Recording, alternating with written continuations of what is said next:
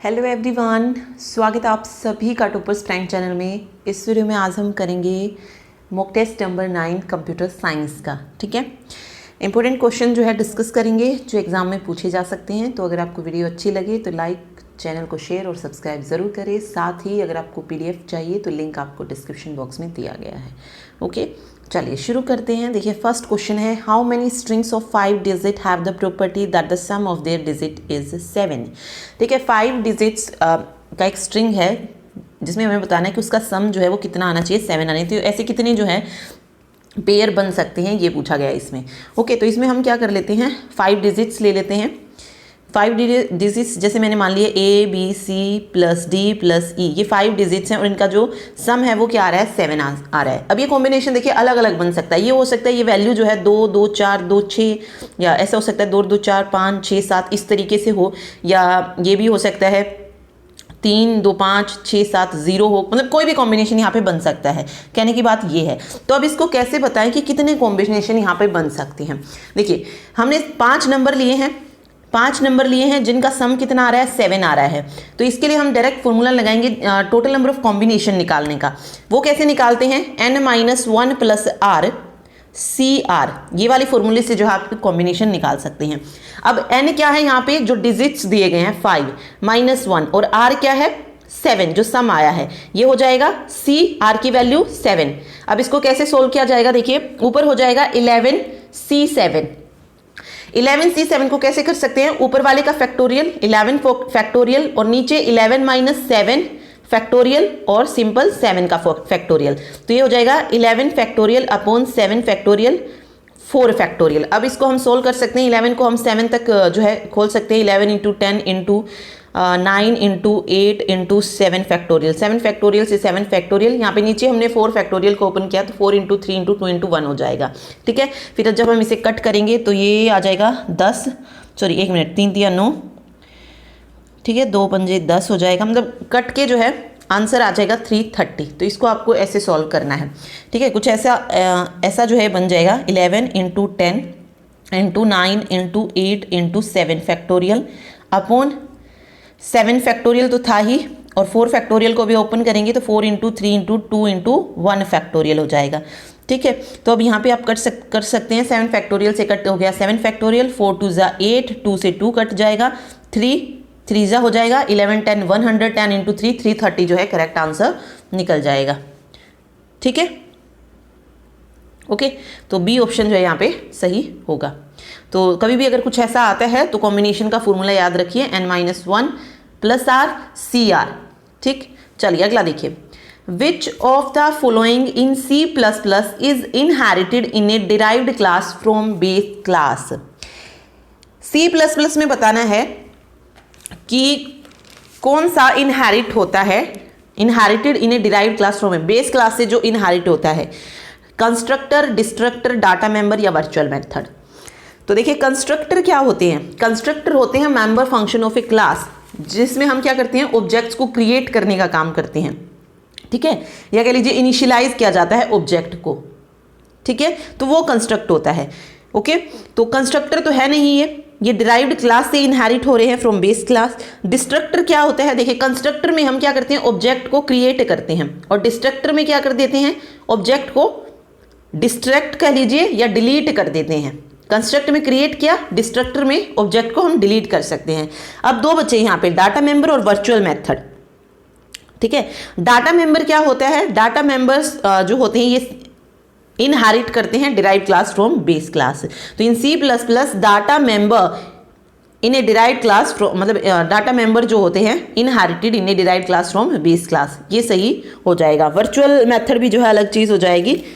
Okay, ये जो virtual method होते हैं ये रीडिफाइन किए जाते हैं डिराइव्ड क्लास में।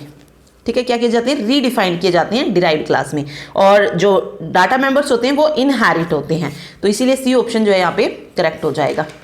अगला देखिए, given that x = 7.5, j = -1.0, n = 1.0 और m = 2.0, the value of this. अब हमें इसकी वैल्यू बतानी है क्या आएगी। ओके, तो आप यहाँ पे देख सकते हैं रिलेशनल ऑपरेटर का यूज़ किया गया है जैसे कि इसमें। तो करके देखते हैं। देखिए सबसे पहले x की वैल्यू 7.5, तो यहाँ पे आ गया डिक्रीमेंट ऑपरेटर और कैसा है, प्री डिक्रीमेंट है। तो हमें क्या करना पड़ेगा, सीधा वैल्यू को माइनस करेंगे। तो 7.5 थी तो 1 माइनस हो गया, कितना बच जाएगा, 6.5 आ जाएगा। आगे है प्लस, देखिए जे को लिखा गया है सिंपल जे को, तो यहाँ पे आ जाएगा -1.0। उसके बाद इक्वल टू है ये किसके, x कितना है 7.5 है, ग्रेटर देन n यानी कि ओके सॉरी 6.5 हो जाएगा ना, क्योंकि x की वैल्यू पहले ही कम हो चुकी है, तो 6.5 आएगी x की वैल्यू। ग्रेटर देन है n, कितना है, n है 1.0 से, एंड फिर greater than equal to greater than equal to है किससे, 2.0 से, क्योंकि m आ रहा है ना यहाँ पे, n इक्वल टू m, तो कुछ इस तरीके का बन जाएगा। देखिए अब 6.5 में से हम -1.0 को माइनस करते हैं तो कितना आएगा, प्लस हो जाए, सॉरी माइनस होगा, हाँ ये 5.5 इक्वल टू कह रहा है 6.5 के। 5.5 को क्या कह रहा है कि इक्वल है 6.5 के। क्या ये कंडीशन ट्रू है, नहीं है कंडीशन, क्योंकि इक्वल नहीं है। फिर इसी को हम दूसरे से भी चेक कर सकते हैं कि आप 5.5 जो है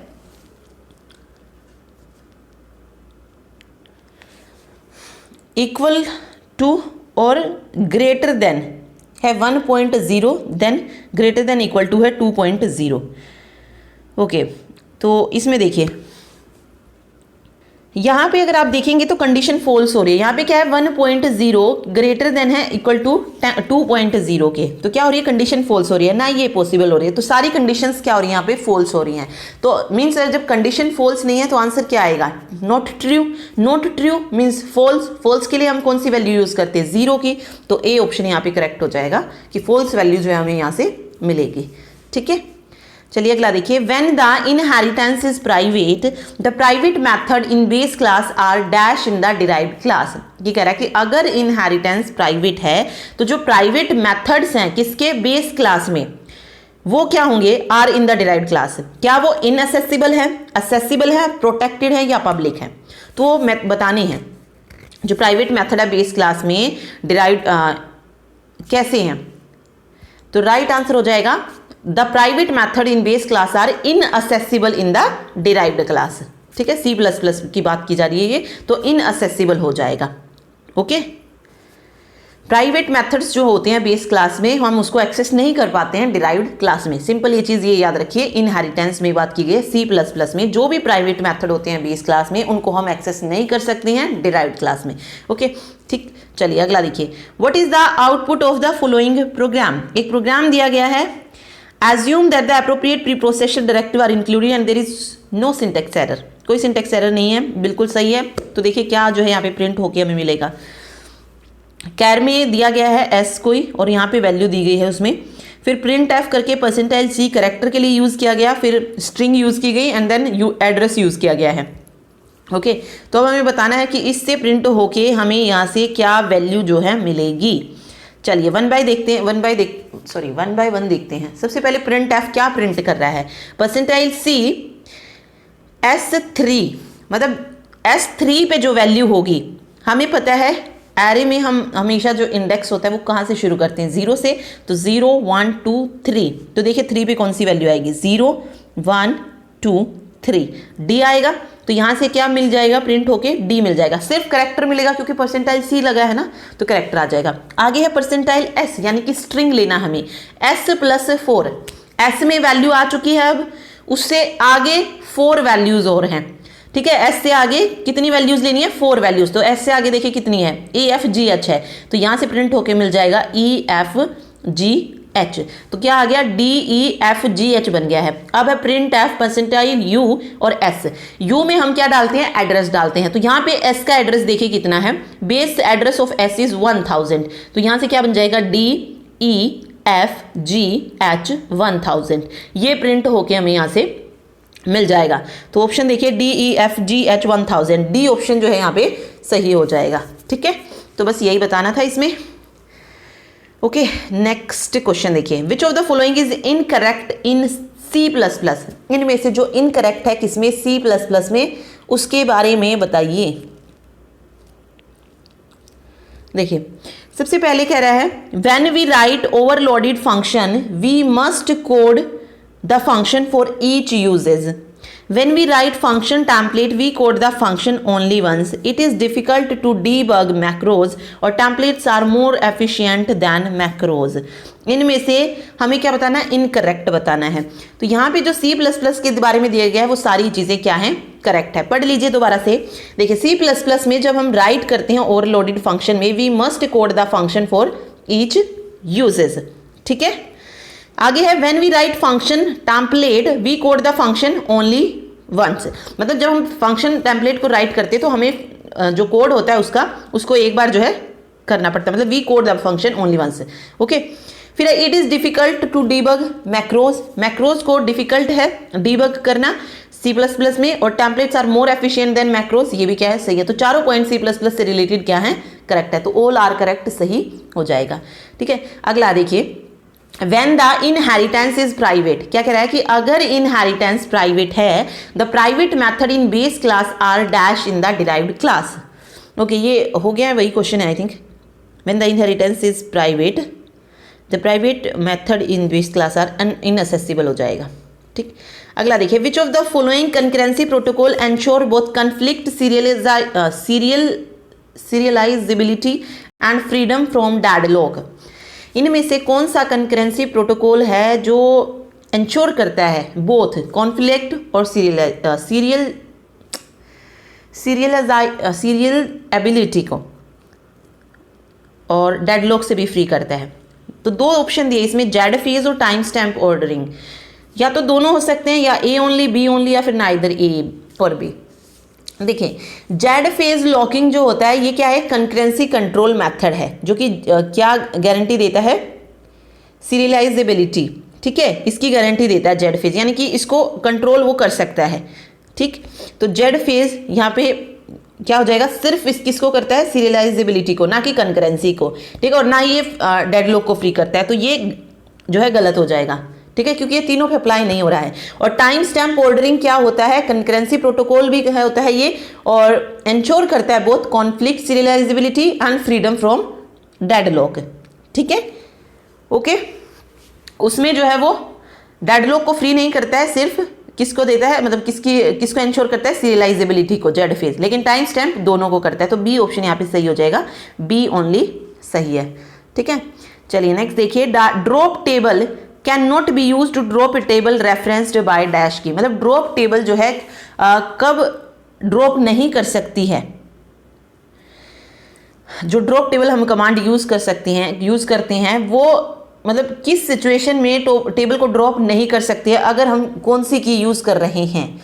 तो राइट आंसर हो जाएगा अगर हम यूज करते हैं किस की का, फॉरेन की का। ठीक है, तो यहाँ पे क्या हो जाएगा, फॉरेन, एक मिनट, ओके हाँ, फॉरेन की जो है सही हो जाएगा। Drop table can not be use to drop a table referenced by foreign key constraint. ठीक है, नेक्स्ट देखिए, database application were built directly on top of file system to overcome the following drawbacks of using file system. देखिए database application जो है वो top of the file system जो है बनाई जाती हैं, क्यों, किस ड्रॉबैक्स को, फाइल सिस्टम के किन ड्रॉबैक्स को कम करने के लिए? डाटा रिडंडेंसी एंड इनकंसिस्टेंसी, बिल्कुल सही है। Difficulty in accessing data, data isolation, integrity problem, तो सभी को करेक्ट करने के लिए। ठीक है, तो ऑल आर करेक्ट यहाँ पे सही हो जाएगा, ऑप्शन डी। ओके, आगे है, for a weak entity set to be meaningful it must be associated with another entity set in combination with some of their attribute value is called neighbour set, strong entity set, owner entity set, या weak set. देखिए for a weak entity set to be meaningful, मतलब weak entity set को meaningful बनाने के लिए इसको associate किया जाता है अनदर एंटिटी सेट के साथ। ओके, तो इसको क्या बोलते हैं, इसको बोला जाता है ओनर एंटिटी सेट। क्या बोलते हैं इसको, ओनर एंटिटी सेट। अगला है, the in order and pre order traversal of binary tree are this and this, the post order traversal बताना है। तो बिल्कुल सिंपल है, इन ऑर्डर दिया है और प्री ऑर्डर दिया है, तो इसको ना आप लिख लीजिए। जैसे इन ऑर्डर दिया है तो इन ऑर्डर को मैंने लिखा D B E A F C G, और प्री ऑर्डर को लिखा, प्री ऑर्डर है A B D E C F G. अब मुझे पता है इन ऑर्डर में क्या होता है, इन ऑर्डर में रूट जो होता है ये बीच में होता है और आगे लेफ्ट राइट होते हैं। ठीक है, आगे जो होते हैं लेफ्ट राइट होते हैं। और इसमें अगर मैं बात करूं प्री ऑर्डर में, तो प्री ऑर्डर में क्या होता है, रूट पहले होता है, फिर लेफ्ट होता है, फिर राइट होता है। ओके, तो अब आप यहां से, ये राइट है लास्ट वाला और ये रूट है, अब आप यहां से रूट वैल्यू बता सकते हैं कौन सी होगी, रूट वैल्यू आ जाएगी ए, क्योंकि रूट वैल्यू ए की होती है, रूट वैल्यू क्या आ जाएगी, ए आ जाएगी। और हमें ये पोस्ट ऑर्डर ट्रेवर्सल बताना है इसमें, पोस्ट ऑर्डर, तो पोस्ट ऑर्डर में क्या होगा, रूट जो होता है वो सबसे लास्ट में चला जाता है, तो ऑब्वियस है जिसमें लास्ट में ए आ रहा है वो करेक्ट आंसर हो जाएगा, लेकिन इसमें दो हैं ऐसे ऑप्शन, तो हमें पूरा चेक करना पड़ेगा। तो अब देखिए मैं एक ले लेती हूँ, या तो इन ऑर्डर ले लीजिए या प्री ऑर्डर ले लीजिए, कोई भी एक उठा लीजिए आप। जैसे मैंने इन ऑर्डर ले लिया, वहां पे रूट ये हो जाएगा बीच में, और लेफ्ट राइट मुझे पता चल रहा है। देखिए लेफ्ट में जो वैल्यू आ रही है वो आ रही है DBE, और राइट में जो वैल्यू आ रही है वो आ रही है FCG, ये आ रही है। ओके, तो अब हम यहां से बता सकते हैं कि कौन सा लेफ्ट में आएगा, कौन सा राइट में। तो पहले DBE वाला आएगा, लेकिन इसमें भी आपको एक चीज याद रखनी है कि जो लेफ्ट वाला है उसमें भी कोई ना कोई रूट वैल्यू जरूर होगी, ठीक है, उसमें भी कोई लेफ्ट जो रूट वैल्यू है वो जरूर आएगी। तो DBE है, तो DBE में रूट वैल्यू कौन सी हो जाएगी, क्योंकि ये इन ऑर्डर का है तो बीच वाली वैल्यू क्या होगी, रूट वैल्यू होगी, ठीक है। तो रूट वैल्यू क्या निकल जाएगी, यहां से B निकल जाएगी, और हमें पता है पोस्ट ऑर्डर में हम रूट वैल्यू को सबसे पीछे लेंगे, पहले लेफ्ट वाला, फिर राइट वाला, फिर रूट वैल्यू, तो क्या हो जाएगा, ये DEB बन जाएगा। ओके, सेम हम दूसरे में करते हैं FCG, इसमें क्या हो जाएगा FGC। ओके, तो DEB क्या है, लेफ्ट है, FGC क्या है, राइट है, और रूट वैल्यू क्या है, A है, तो कैसे आ जाएगा DEB FGC और लास्ट में आ जाएगा A। तो इस तरीके से आपको इसको सॉल्व करना था, तो D ऑप्शन यहाँ पे सही होगा, ठीक है। चलिए अगला देखिए, the in order and pre order traversal of binary tree, okay ये सेम ही है। Level order traversal of a rooted tree can be done by starting from root and performing breadth first search, depth first, root search या deep search. Level order traversal of a rooted tree can be done by starting from root and performing, क्या perform करता है level order traversal में, तो right answer हो जाएगा यहाँ पे breadth first search, a option, ठीक है। अगला देखिए, to determine the efficiency of an algorithm the time factor is measured by, किसी एल्गोरिथम की एफिशिएंसी को डिटरमाइन करने के लिए जो टाइम फैक्टर होता है उसको हम किससे मेजर करते हैं, काउंटिंग नंबर ऑफ की ऑपरेशन, मतलब ऑपरेशंस कितने उसमें अप्लाई हुए हैं उसी से करते हैं, तो बी ऑप्शन इसमें राइट होगा, ठीक है। चलिए नेक्स्ट देखिए, विच of the following protocol is an application layer protocol that establish, manages and terminate multimedia session, इनमें से कौन सा एप्लीकेशन लेयर प्रोटोकॉल है जो कि एस्टैब्लिश और मैनेज करता है मल्टीमीडिया सेशंस को। तो देखिए सबसे पहले क्या दिया गया है, सेशन मेंटेनेंस दिया गया है। ये क्या होता है, ये कोऑर्डिनेट करता है initiation and termination of communication session, okay, तो ये सेशन मेंटेनेंस का काम है। रियल टाइम स्ट्रीमिंग प्रोटोकॉल जो है ये डिजाइन किए जाते हैं for use in entertainment and communication system to control streaming media servers, okay. फिर रियल टाइम ट्रांसपोर्ट है, तो ये मॉनिटर करता है data delivery on large multicast network. और सेशन इनिशिएशन कंट्रोल है, ये एस्टैब्लिश और मैनेज करता है मल्टीमीडिया सेशन को, तो डी ऑप्शन यहाँ पे सही हो जाएगा, ठीक है। आगे है मैच द फॉलोइंग, सबसे पहले है forward reference table. Forward reference table ये किस में होती है, तो फॉरवर्ड रेफरेंस टेबल यूज करती है linked list data structure. Mnemonic table जो है ये यूज करती है मशीन ऑप कोड्स, तो contain machine op codes. And segment register table array, use array data structure. और EQU use assembler directive, okay, तो इसमें ये कॉम्बिनेशन बन जाएगा। आगे देखिए, the translator which perform macro call expansion is called, the translator which perform macro calls expansion is called, क्या बोला जाएगा इसको, जो कि क्या परफॉर्म कर रहा है, मैक्रो कॉल, उसको क्या बोलते हैं। देखिए सबसे पहले यहाँ पे मैक्रो प्रोसेसर दिया है, तो मैक्रो प्रोसेसर क्या होते हैं, जो कॉपी करते हैं टेक्स्ट को from one place to another, ठीक है, वो होती है मैक्रो प्रोसेसर, तो ये नहीं होगा। फिर है micro pre processor. Micro pre processor ये जो प्री प्रोसेसर होते हैं उसी को ही माइक्रो प्रोसेसर बोला जाता है, जो हम यूज़ करते हैं सी में, ठीक है। तो और ऐसा क्यों बोलते हैं, क्योंकि ये इनमें जो है हम मैक्रोज को ऐड कर सकते हैं, तो इसीलिए इन्हें जो है माइक्रो बोला जाता है, माइक्रो प्री प्रोसेसर, ठीक है। माइक्रो प्री प्रोसेसर बोला जाता है, ये याद रखिए, मैक्रो नहीं माइक्रो, मैक्रो ऐड कर सकते हैं इसलिए इन्हें माइक्रो बोला जाता है। आगे है macro pre processor. Macro pre processor क्या होता है, ये परफॉर्म करते हैं मैक्रो कोल्स एक्सपेंशन, ठीक है, तो सी ऑप्शन यहाँ पे सही हो जाएगा। डायनामिक लिंकर क्या होते हैं, ये पार्ट होते हैं ऑपरेटिंग सिस्टम का जो कि लोड और लिंक करते हैं शेयर्ड लाइब्रेरीज को, ठीक, तो यहाँ पे macro pre processor right answer होगा। नेक्स्ट है, if all the production rules have single terminal symbol on the left side the grammar defined is, तो ऐसी ग्रामर को बोला जाता है कंटेक्स्ट फ्री ग्रामर, ठीक है। Which phase of compiler generate stream of atoms, इनमें से कौन सा फेज है कंपाइलर का जो कि जनरेट करता है स्ट्रीम ऑफ एटम्स, तो वो है सिंटैक्स एनालिसिस, ठीक है। आगे देखिए, साइज ओरिएंटेड मैट्रिक्स दिया है, फंक्शन ओरिएंटेड, एक्सपेंडेड फंक्शन और function point. Size oriented matrix जो है ये डिराइव्ड बाय नॉर्मलाइजिंग क्वालिटी और productivity measure by considering the size of software, तो फर्स्ट थर्ड हो जाएगा इसका। फंक्शन ओरिएंटेड जो है यूज करता है number of external interfaces as one of the measurement parameter. फिर आता है एक्सटेंडेड फंक्शन पैरामीटर, तो ये यूज करता है algorithm characteristics as one of the measurement parameter. और फंक्शन पॉइंट जो है ये ओरिजिनली डिजाइन किया जाता है to be apply to business information system, ठीक। नेक्स्ट देखिए, in which testing strategy requirement established during requirement analysis are validated against developed software, मतलब कौन सी टेस्टिंग स्ट्रेटेजी है जिसमें रिक्वायरमेंट एस्टेब्लिश की जाती है ड्यूरिंग रिक्वायरमेंट एनालिसिस और उसे वैलिडेट किया जाता है, तो कौन सी होती है ये, इसको बोलते हैं हम वैलिडेशन टेस्टिंग, ठीक है। क्या बोला जाता है, validation testing, okay.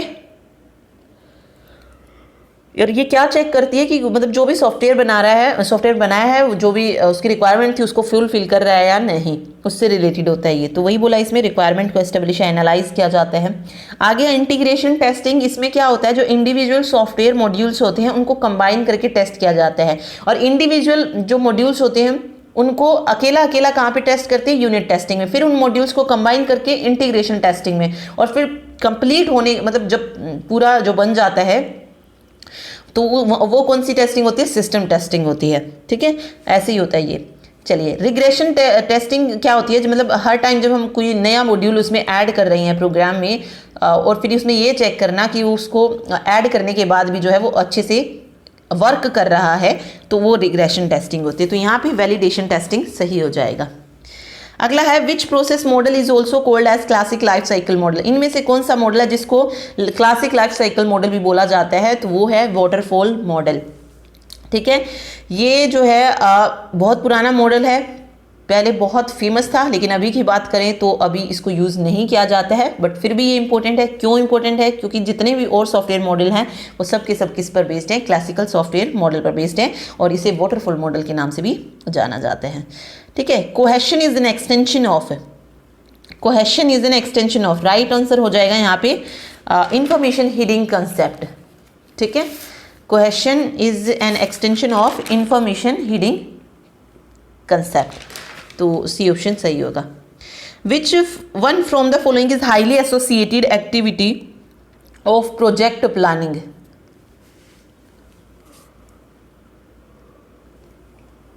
keep track of the project process, compare actual and planned process and cost, identify the activity milestone and deliverable produced by a project, both 2 and 3, इसमें से बताना है कि कौन सा सही होगा। प्रोजेक्ट प्लानिंग की जो है हाईली एसोसिएटेड एक्टिविटी बतानी, तो इसमें आ जाएगा एक्टिविटी को आइडेंटिफाई करना, milestone and deliverable produced by a project, C option जो है सही होगा।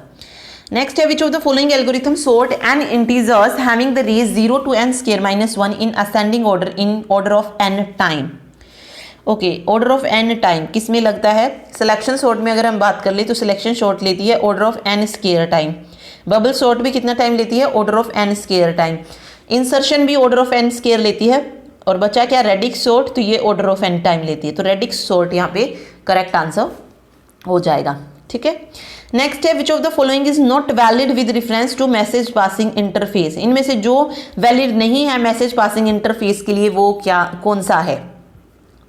MPI can run on any hardware platform, MPI के बारे में बताना है। ओके तो बिल्कुल सही है, ठीक है। MPI रन हो सकता है किसी भी प्लेटफॉर्म पे। MPI mean message passing interface. The programming model is a distributed memory model, ये भी सही है। ऑल पैरेललिज्म इज इम्प्लिसिट, और MPI common size return the total number of MPI processor in specified communication, ये भी सही है। देखिए ये गलत है यहाँ पे, ऑल पैरेललिज्म इज इम्प्लिसिट, ऐसा नहीं होता है। All parallelism is not implicit, some of them are explicit also, ठीक है। तो सी ऑप्शन यहाँ पे इनकरेक्ट हो जाएगा।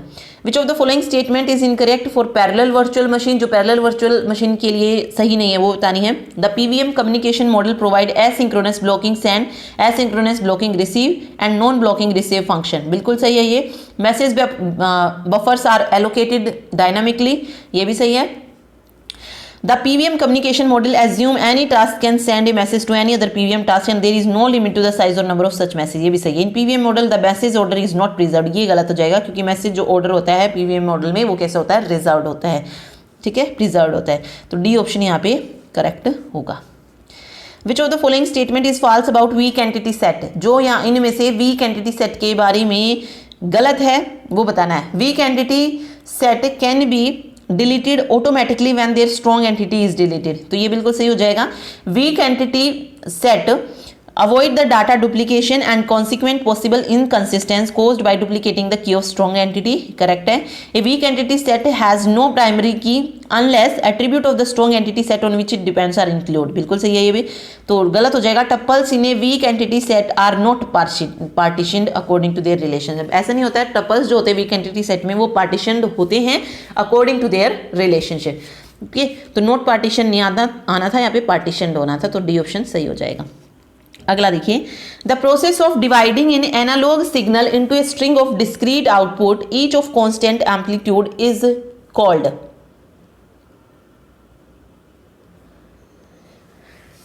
ओके कह रहा है the process of dividing an analog signal into a string discrete output each of constant amplitude is called, इसको क्या बोला जाएगा? तो राइट आंसर हो जाएगा इसमें, इसको बोलेंगे क्वांटाइजेशन, ठीक है। क्वांटाइजेशन होता है process of dividing an analog signal into a string of discrete output, ठीक है। तो डी ऑप्शन यहाँ पे सही होगा। स्ट्रोबिंग क्या होता है? स्ट्रोबिंग कहा जाता है जो इरेगुलर बिहेवियर या लॉस ऑफ कॉन्टिन्यूटी है एनालॉग सिग्नल में, ठीक है। Loss of continuity in analog signal is called strobing, वो स्ट्रोबिंग हो जाता है। एम्प्लीफिकेशन क्या होता है? जो प्रोसेस होती है एनालॉग सिग्नल को इनहेंस करने की, उसको एम्प्लीफिकेशन बोला जाता है। और एक कंडीशनिंग है। कंडीशनिंग क्या होती है? Process of manipulating an analog signal in a way that prepare it for the next stage of processing, यानी कि एनालॉग सिग्नल को मैनिपुलेट करने की जो प्रोसेस होती है ताकि उसको नेक्स्ट स्टेज पे प्रोसेसिंग के लिए प्रिपेयर किया जा सके, उसको हम कंडीशनिंग बोलते हैं। तो process of dividing an analog signal into string of discrete output are called quantization, ठीक है। तो डी ऑप्शन सही होगा। आगे, select the false statement from the following statement about normal forms. Normal forms की कुछ स्टेटमेंट दी गई हैं, उसमें से हमें फॉल्स स्टेटमेंट बतानी है। देखिए, सबसे पहले कह रहा है lossless preserving decomposition into 3NF is always possible, okay, ये सही है। Any relation with two attribute is in BCNF, ठीक है। BCNF is strong then 3NF, ये भी सही है। इसमें देखिए lossless preserving decomposition into BCNF is always possible, ये गलत हो जाएगा क्योंकि processing decomposition into BCNF is not always possible आना था, तो बी ऑप्शन यहाँ पे सही हो जाएगा। यहाँ पे होना है इज नॉट ऑलवेज पॉसिबल, ठीक है। आगे है, in example we can specify the frequency of an element by using the symbol, okay. Example में हम किसी भी एलिमेंट की जो फ्रीक्वेंसी है उसको स्पेसिफाई करने के लिए किस सिंबल का यूज़ करते हैं? तो plus, star and question mark, ठीक है। तो third option. Which one of the following is correct? Java applets के बारे में बताना जो सही है। Java applets can not be written in any programming language, तो ये करेक्ट बताना, ओके। कैन नॉट नहीं, जावा एप्लेट्स को हम किसी भी प्रोग्रामिंग लैंग्वेज में लिख सकते हैं, तो कैन बी रिटर्न आना था, तो ये गलत हो जाएगा। An applet is not a small program, ये बिल्कुल गलत है क्योंकि एप्लेट जो होते हैं वो स्मॉल प्रोग्राम ही होते हैं, तो ये भी गलत है। An applet can be run on its own, ये भी गलत है क्योंकि no applet don't run on its own, ठीक है। Applets are embedded in another application, जो एप्लेट्स होते हैं वो एम्बेड करते हैं अनदर एप्लीकेशन में, ये बिल्कुल सही हो जाएगा, तो डी ऑप्शन यहाँ पे करेक्ट होगा। An all pair shorts path problem is efficiently solved using, all pair short path problem जो होती है उसको हम किसके द्वारा सॉल्व कर सकते हैं, तो राइट आंसर हो जाएगा फ्लोयड-वर्सल एल्गोरिथम से। ठीक, फिर मैच करना है इनको। सबसे पहले दिया गया है spooling, multi programming, time sharing और डिस्ट्रीब्यूटिंग कंप्यूटिंग। स्पूलिंग क्या होता है? स्पूलिंग होता है overlapping IO and computation. Multi programming क्या होता है? Allow several jobs in memory to improve CPU utilization. ठीक है, फिर टाइम शेयरिंग है, तो इसमें आ जाएगा क्या आएगा? Time sharing allows many user to share a computer simultaneously by showing process frequently. और डिस्ट्रीब्यूटिंग कंप्यूटिंग में चला जाएगा एक्सेस टू शेयर्ड रिसोर्सेज, ये अमंग ज्योग्राफिकली डिस्पर्स्ड। तो मल्टी प्रोग्रामिंग पता चल गया। स्पूलिंग क्या होता है? Overlapping IO and computation. A design concept refinement is a top down approach, complementary of abstraction, concept, process of elaboration, या all of the above. Design concept refinement क्या है?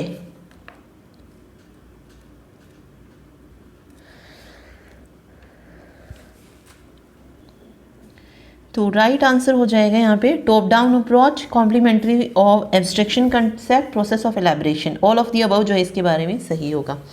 आगे है which design metric is use to measure the compactness of the program in terms of line of code. तो कौन सी metric का use किया जा टू मेजर द कॉम्पैक्टनेस? तो राइट आंसर हो जाएगा कॉन्साइजनेस। नेक्स्ट है module design is used to maximize cohesion and minimize coupling, which of the following is the key to implement this rule. इस rule को implement करने के लिए किसको जो है फॉलो किया जाता है? तो वो हो जाएगा एनकैप्सुलेशन को। ठीक है, हाँ, एनकैप्सुलेशन सही होगा। In XML doc type declaration specifies to include a dash reference to dash file. Doc type means क्या हो जाएगा? Doc type document type declaration, तो बी ऑप्शन सही होगा। ए यूनिक्स फाइल में B of the type, Unix file जो है वो किस तरीके की टाइप हो सकती है? रेगुलर फाइल हो सकती है, directly file, device file, any one of the, मतलब कोई किसी भी तरीके की ये हो सकती है। तो यूनिक्स फाइल में B of any one of above. ठीक है, तो डी ऑप्शन सही होगा। अगला देखिए, what is the most appropriate function of memory management unit. इनमें से जो मोस्ट अप्रोप्रिएट फंक्शन है मेमोरी मैनेजमेंट का वो बताना है।